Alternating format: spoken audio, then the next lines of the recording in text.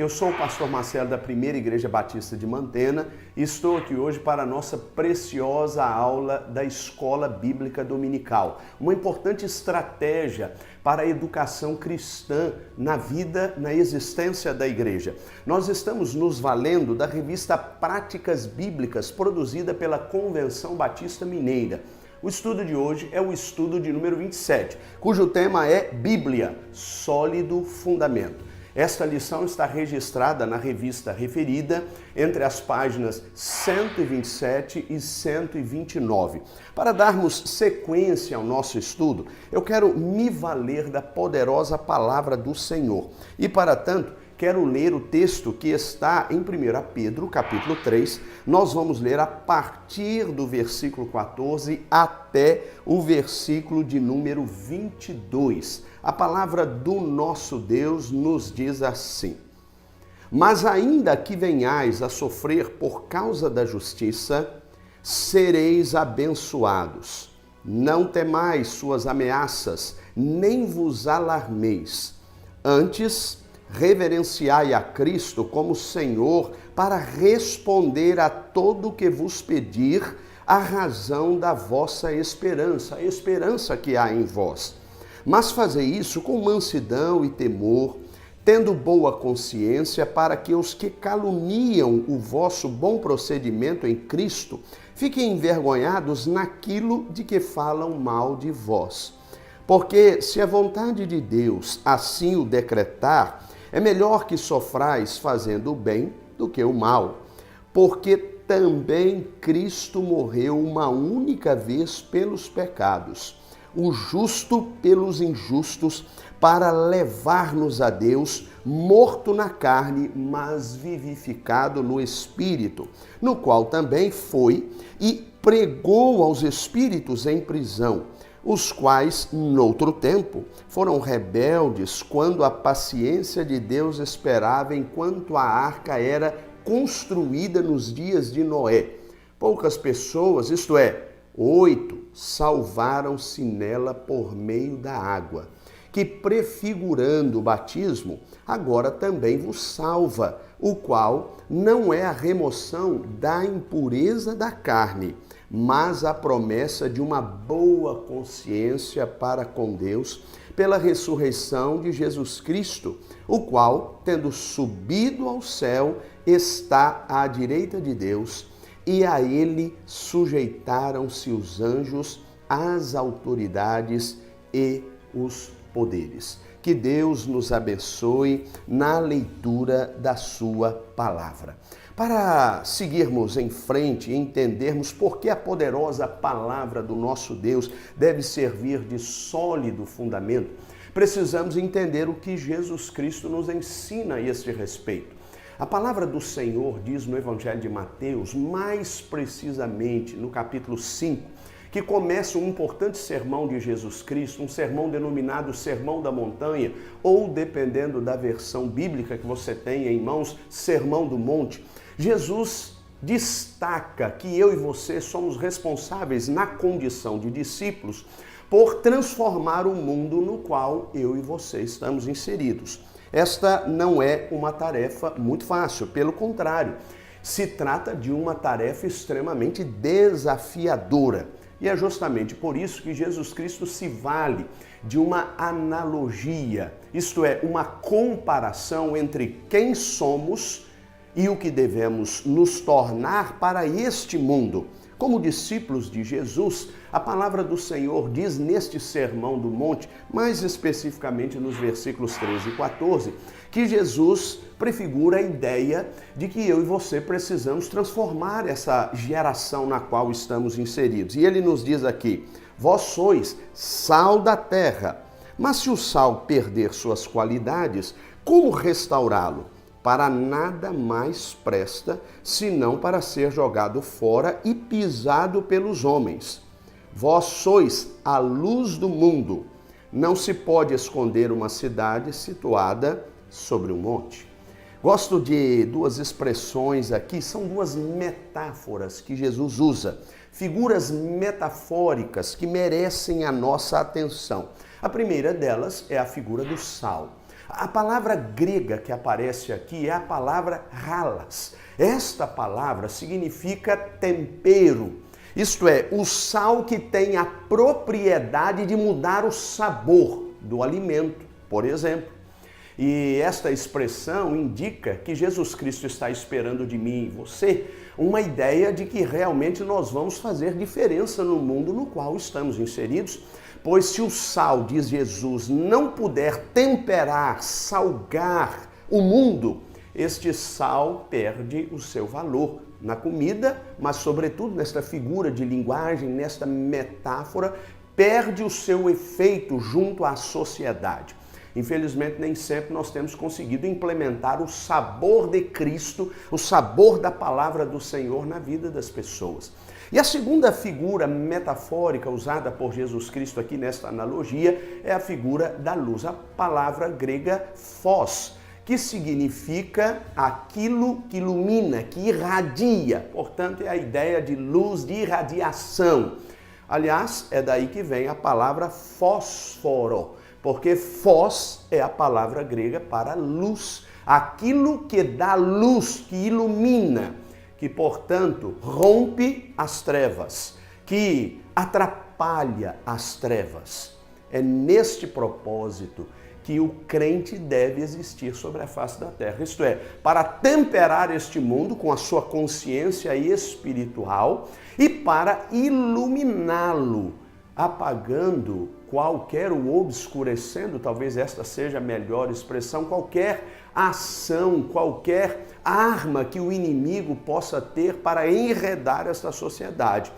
E este é um paradoxo, isto é, uma contradição, porque a luz ofusca, obscurece as trevas, no sentido de que a luz rompe as trevas. E eu e você precisamos ser para este mundo tal qual sal que tempera, tal qual luz que ilumina.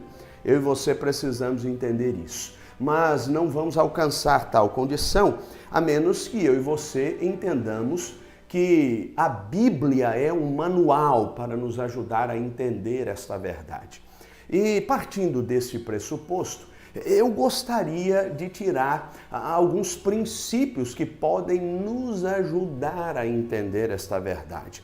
Porque a palavra do Senhor, ela tem sido e precisa ser o aspecto que molda o nosso caráter. Para ter autoridade para tanto, é preciso que a palavra, isto é, a Bíblia, tenha um poder sobrenatural. Eu gosto sempre de dizer que a Bíblia não é propriamente um livro de regras entre aquilo que se pode e aquilo que não se pode fazer. Exemplo, se eu tomar esta caneta e soltá-la ao ar, ela vai cair. Se eu pedir à minha esposa, que está por trás da câmera, para fazer o mesmo, isso acontecerá, porque se ela soltar, esta caneta vai cair. Se eu tiver um contato presencial com você, aliás, algo que não estamos podendo estabelecer neste exato momento, e pedir a você que faça o mesmo com esta exata caneta, você, ao soltá-la ao ar, literalmente vai deixá-la cair. Isso tudo funciona na mesma medida porque existe na Terra uma força gravitacional que, segundo a física, está estabelecendo força sobre esta caneta. Esta força é, segundo os físicos, de 9,8 metros por segundo ao quadrado. E esta força gravitacional que é exercida sobre este corpo mantém este corpo mais próximo do corpo maior, neste caso do chão ou da Bíblia. Enfim, este corpo não sai por aí voando como se estivesse em gravidade zero. Isso é um princípio, funciona em qualquer lugar. Se eu for aos Estados Unidos e pedir o presidente dos Estados Unidos, o homem teoricamente mais poderoso do mundo, para fazer o que eu acabei de ensinar a você, ele vai soltar ao ar, mesmo lá na América do Norte, e esta caneta vai cair. Porque um princípio funciona em qualquer contexto, em qualquer circunstância. Mas há uma diferença entre princípio e lei. A lei é diferente. A lei, ela é estabelecida de maneira circunstancial ou contextual. Por exemplo, Os Estados Unidos da América, este país está dividido em vários estados. E cada estado tem leis para condenação de crimes hediondos. Se você, por exemplo, cometer um crime hediondo num determinado estado dos Estados Unidos, você pode ser, se esse estado assim o admitir, do ponto de vista legal, você pode ser condenado à morte, pena de morte. Mas se você cometer o mesmo crime num outro estado dos Estados Unidos que não admite a pena de morte, mesmo que seja o mesmo crime, você será, de certa maneira, julgado pelas leis que regem aquele estado, naquele território propriamente dito, naquele condado, naquela comarca. O que quero que você entenda é que a lei é circunstancial. Ela serve para um contexto, mas não necessariamente serve para outro contexto. Aliás, de acordo com as eras, de acordo com os tempos, a lei muda. O que não acontece com os princípios. Eles são perenes. Invariavelmente, eles se mantêm. Portanto, independentemente das circunstâncias. É assim que vejo a palavra de Deus, um livro de princípios. E por que penso assim? Porque a palavra do Senhor tem no livro que eu e você nunca podemos nos esquecer, porque ele serve de referência para o nosso estudo, de 2 Timóteo, um texto que foi escrito pelo apóstolo Paulo ao jovem pastor Timóteo.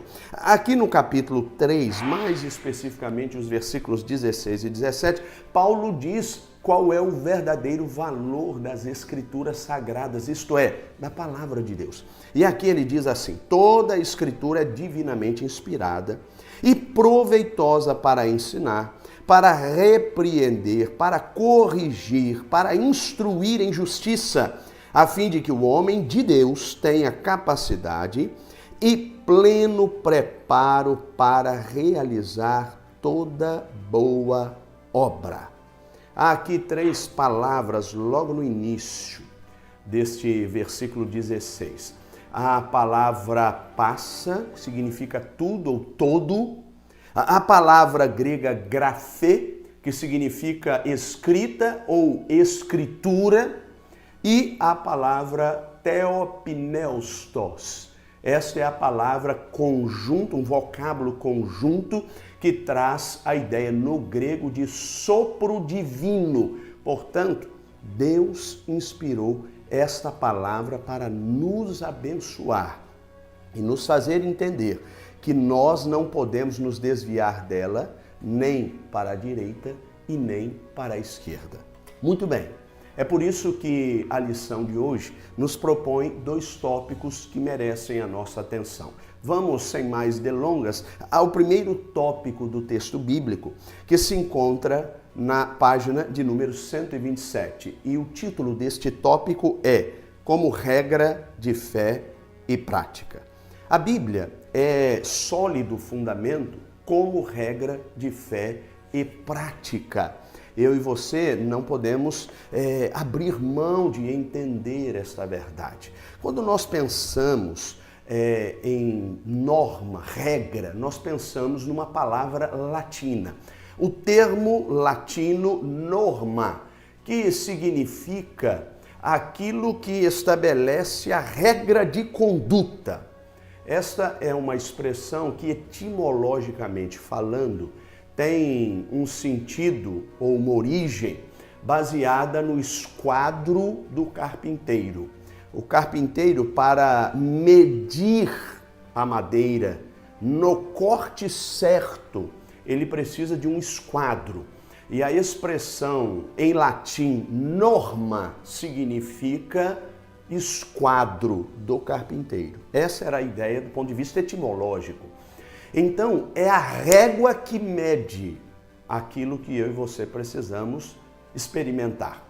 A norma de comportamento tem a ver com a régua, que é, na verdade, a regra, não é? Por isso esse jogo de palavras, a régua que mede, que estabelece até onde eu e você podemos ir, até onde eu e você devemos ir. Então, a palavra de Deus, ela deve nos servir como tal, isto é, como uma régua que traça o nosso caminho. Eu gosto de uma expressão que foi cunhada por Deus num momento importante da história do povo de Israel. Moisés havia morrido. É o que a palavra de Deus nos ensina, especialmente no livro de Deuteronômio, no capítulo 34. E Deus estava agora, no livro de Josué, no capítulo de número 1, chamando um jovem dinâmico, visionário, para liderar o povo. Mas, evidentemente, superar a figura de Moisés não era uma tarefa muito simples, não era uma tarefa muito fácil, você há de convir comigo. E o interessante é que a palavra do Senhor diz que Deus entregou nas mãos de Josué uma régua para que ele medisse o seu comportamento de tal maneira que ele mantivesse o nível de liderança que Deus preceituava para o seu povo. Então Deus, em outras palavras, estava dizendo no capítulo 1 de Josué, a ele, ao jovem Josué, que se ele quisesse fazer a sua caminhada florescer, precisaria se valer da poderosa palavra de Deus. E eu gosto porque a partir do versículo de número 7, a Bíblia nos diz assim, é um diálogo entre Deus e Josué. Apenas esforça-te e sê corajoso, cuidando de obedecer a toda a lei que meu servo Moisés te ordenou. Não te desvies dela nem para a direita, nem para a esquerda, para teres o cuidado de fazer tudo quanto nela está escrito. Se assim o fizeres, serás bem-sucedido por onde quer que andares. Não afastes da tua boca o livro desta lei. Antes, medita nele dia e noite, para que tenhas o cuidado de obedecer a tudo que nele está escrito. Assim farás prosperar o teu caminho e serás bem-sucedido. Que palavra maravilhosa! Era Deus dizendo a Josué que a caminhada dele tinha segurança de se tornar uma caminhada bem-sucedida, desde que, e aqui temos uma condição, ele se mantivesse comprometido na meditação da poderosa palavra do Senhor. Esta ética que se estabelece no comportamento cristão, que está baseado na palavra do Senhor, tem a ver com compromisso, né? Então, quando eu penso na régua que mede o comportamento cristão, eu penso no entendimento de uma palavra que serve de bússola, serve de manual. E é por isso que nós precisamos estar, e aí vou me valer de um tempo contemporâneo, de um termo, melhor dizendo, contemporâneo, nós precisamos estar altamente conectados com esta palavra. Aliás, esta conexão mantém uma caminhada firme, ou estabelece uma caminhada firme. Eu entendo que não pode haver desvios. Agora, para que isso se torne realidade, é bom que nós saibamos que a palavra de Deus precisa ter lugar de destaque no nosso coração. E é por isso que o Salmo de número 1 traz uma expressão fantástica sobre a escolha, isto é, sobre a decisão de colocar a Bíblia como nossa regra de fé e prática, a única regra de fé e prática. E a palavra de Deus diz que há, nesse texto aqui, sempre dois caminhos possíveis e precisamos escolher o melhor, que está baseado na palavra. Preste atenção, bem-aventurado aquele que não anda no conselho dos ímpios, não se detém no caminho dos pecadores, nem se assenta na roda dos zombadores. Uma versão mais antiga, na roda dos escarnecedores. Preste atenção. Feliz, bem-aventurado, é o que o texto está dizendo, é aquele que opta, que escolhe por não seguir a dinâmica ética deste mundo. E então ele diz, pelo contrário, seu prazer está na lei do Senhor, a palavra, e na sua lei medita dia e noite. O resultado disso é fantástico, porque ele continua dizendo, ele será, justamente porque medita na lei do Senhor, como a árvore plantada junto a correntes de águas, que no devido tempo dará o seu fruto e cuja folhagem não murcha. Tudo que ele fizer prosperará, como Deus havia dito a Josué. Não é assim com os ímpios. Eles são como palha que o vento espalha. Por isso, os ímpios não prevalecerão no julgamento, nem os pecadores na assembleia dos justos, porque o Senhor recompensa o caminho dos justos, mas o caminho dos ímpios traz destruição. Fantástica esta palavra de Deus que nos inspira a entender que a vida é uma questão de escolhas e a palavra de Deus precisa ser para nós uma escolha diária. Na medida que estamos conectados a esta palavra, temos uma caminhada firme.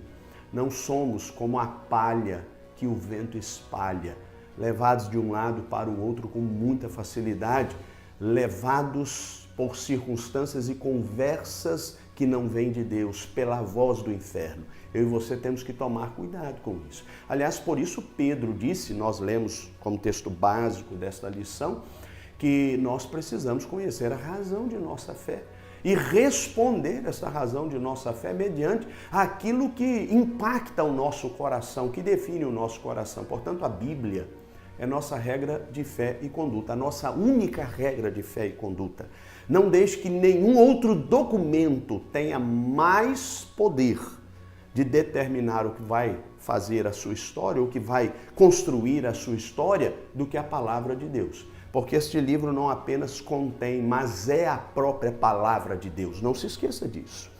O segundo tópico proposto pelo autor é como construção ética e moral. Portanto, Bíblia, sólido fundamento, como construção ética e moral. A palavra ética é uma palavra importante, especialmente porque ela tem a ver com o comportamento. Mas antes eu gostaria de trazer alguns elementos históricos para enriquecer o nosso estudo, a fim de que eu e você entendamos como construímos a nossa ética, a nossa moral. O mundo grego antigo, ele faz uma ruptura com um modelo extremamente feudal. E as pessoas saíram da zona rural e começaram a se aglomerar num espaço geográfico, num espaço físico comum. É o que ficou conhecido no mundo grego antigo como polis, que eram cidades. Cidades, palavra grega polis, que significa lugar de muitos. É o lugar que agrega muitas pessoas no mesmo espaço. Esta polis, isto é, esta cidade, este lugar de muitos, precisava se organizar. E para que não houvesse prejuízos comuns, era preciso que houvesse acordos comuns. Então, nasce o que o mundo grego antigo conhecia como ágora, que era um espaço público, uma praça onde aconteciam verdadeiras assembleias. Ali se fazia literalmente política, palavra grega polis, que tem a ver com a ideia de lugar de muitos. Então, era onde se traçavam todas as regras de convivência neste ambiente comum.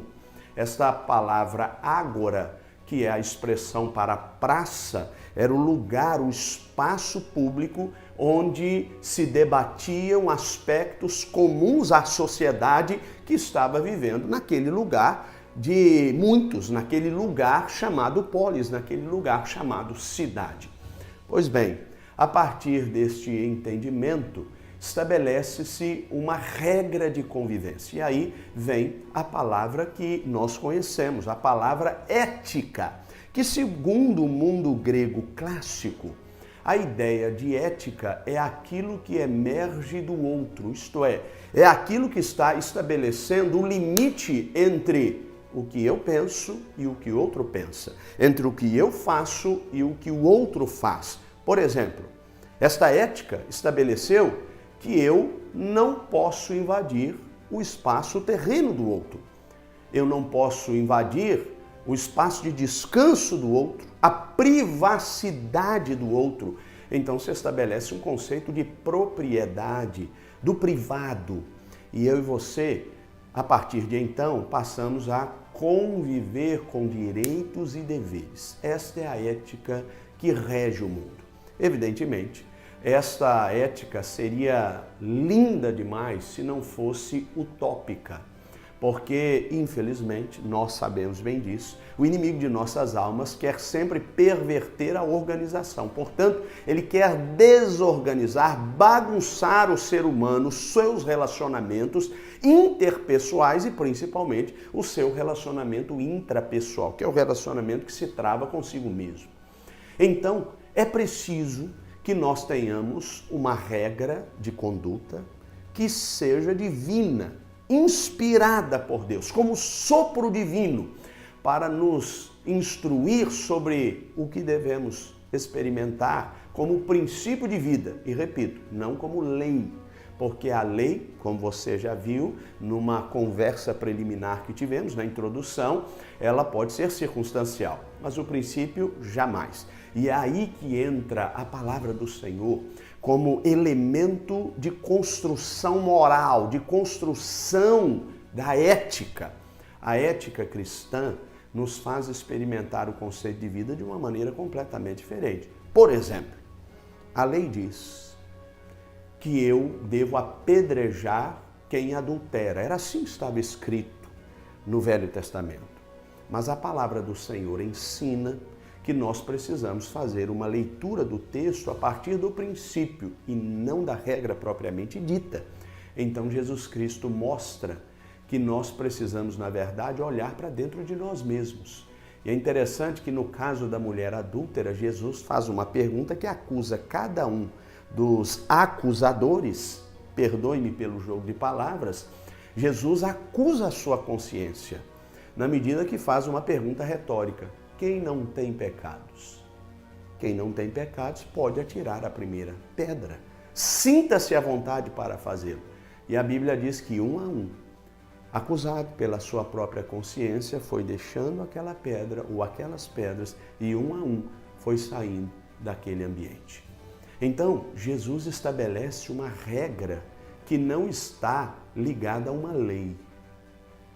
Jesus estabelece uma regra que está ligada, uma regra de convivência que está ligada a um princípio de vida, onde o ser humano é mais importante do que a letra, porque a letra, infelizmente, pode matar.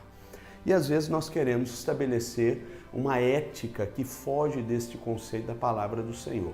Gosto de um outro entendimento, como por exemplo, o de que Jesus diz que se alguém bater na sua face, você deve virar a outra face. Claro que Jesus não está dizendo que devemos ser bobos, tolos, mas Jesus está dizendo que nós devemos estabelecer um nível de tolerância que esteja para além de uma regra de convivência comum da ética mundana. Porque na ética mundana não se tem tolerância, percebe? E muitas vezes queremos viver religiosamente sob a ética mundana e aí não vai funcionar. Eu e você precisamos entender que nós somos chamados por Deus para uma vida que abençoa, que melhora o nosso caráter. Significa dizer que quem mentia não deve mentir mais. Quem roubava não deve roubar mais. Quem adulterava não deve adulterar mais. Na medida que tomamos conhecimento da vontade divina, estabelecemos um parâmetro que torna a nossa existência bem-sucedida em todos os âmbitos, em todas as dimensões, ok? Então, faça da palavra do Senhor um elemento firme, sólido, para a construção da sua vida, da sua ética. A partir de agora, viva com respeito à sua existência pela dinâmica da palavra do Senhor. E você fará diferença no lugar em que você estiver inserido. Amém? Que Deus nos abençoe. Muito obrigado pela sua atenção. Voltaremos na próxima semana, se Deus quiser, com mais uma aula expositiva da Palavra do Senhor, a Escola Bíblica Dominical. Muito obrigado pela sua atenção.